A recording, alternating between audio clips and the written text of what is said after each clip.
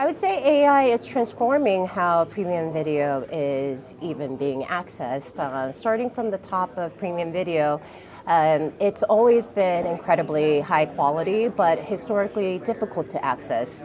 When you look at linear and streaming, they've evolved from different workflows, separate rules, varied buying paths, and that's created fragmentation and friction for buyers. And well, AI is collapsing that complexity. And when we think about packaging, it's really moving from manual, static bundles to a more dynamic, cross-platform orchestration where a single investment could fluidly access linear and streaming all in real time. So remarkable to say the least. And I often compare this shift we're seeing with AI to the experience we had with navigation, where for many years now we've had the machine learned version of AI where it's helped us with real-time optimization, and it's comparable to what live GPS was, where it's constantly ingesting signals, adjusting routes, and optimizing the best path. And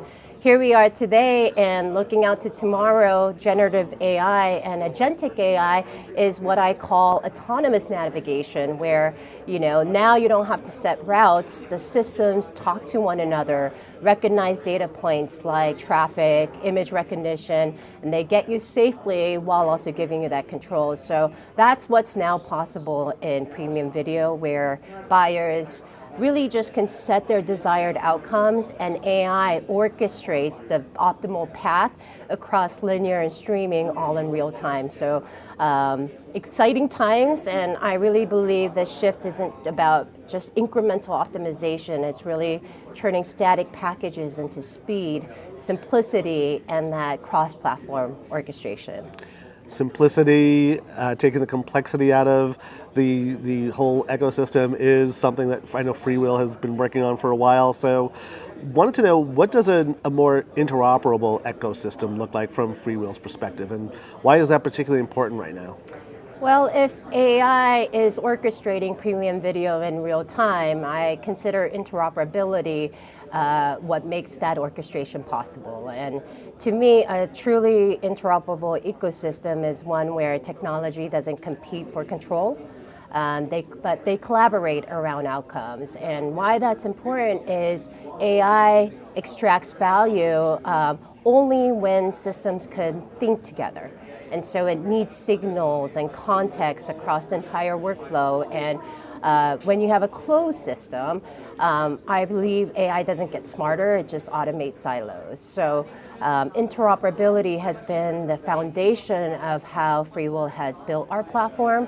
And over the many years, we've applied the machine learned version of AI for, again, with things like yield optimization, forecasting, and pacing. And what's next is that layer of agentic AI. And so we're building custom AI and agentic solutions into the platform while also enabling an open interface for customers to bring and extend their own agents. So I like to call it the layered intelligence, where you get a platform with intelligence built in, but also designed for your innovation to be built on.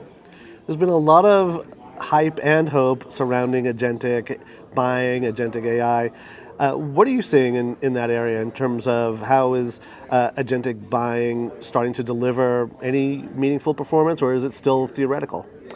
Well, I would say AI really wins where complexity lives. And so some of the biggest areas we're seeing gains is those complex, high velocity environments like live sports. It's scarce inventory, demand spikes instantly, and you gotta act in milliseconds. So that's where static automation just simply breaks.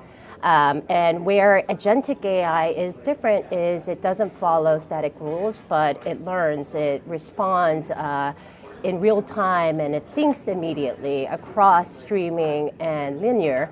And a strong example of this is a announcement we made at CES of a first-of-a-kind proof of concept, where we partnered with RPA, NBC, and Newton Research, where it's enabling agents to orchestrate across linear and streaming in real time. And we're very excited because in this quarter, we're also going to introduce live NFL football linear inventory. And that's again going to be historical because linear environments have been difficult to automate. And so those are the moments that explain and validate that these intelligent agents could coexist and collaborate in the ecosystem and really drive simplicity against scale without creating friction.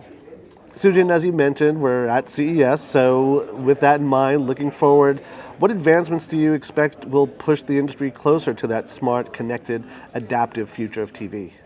Well, first, I think future of TV is not automated, it's adaptive. And there are three major advancements that I think matter, but the power really comes together when they all work together. So the first advancement, I call it TV becomes more decision-driven, not data-driven. So where we're moving beyond static rules, things like post-campaign reporting to actual real-time decisions. And it's when TV can decide and not just measure how you allocate, optimize, and adapt at the moment that it genuinely becomes intelligent.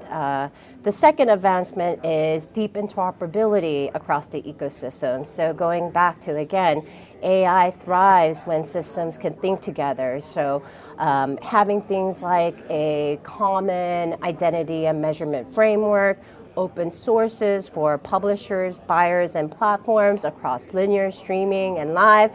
Those are all important. And to your point around theoretical, it's actually happening in practicality right now where customers are building their agents on unified platforms like FreeWheel's Buyer Cloud, and they're really removing friction and benefiting those advantages of simplicity, speed, and scale of intelligence. And the last advancement, I would say, is the adaptive moment at the impression level. And to me, that's where intelligence meets execution. So a few examples of this is where creative adapts to the viewer, the content, and the context, as well as things like dynamic pacing, pricing when supply and demand fluctuates, and just smarter yield optimization that balances the benefit of monetization, but also viewer experience down at the impression level. So when you add these three things up, it really becomes that multiplier where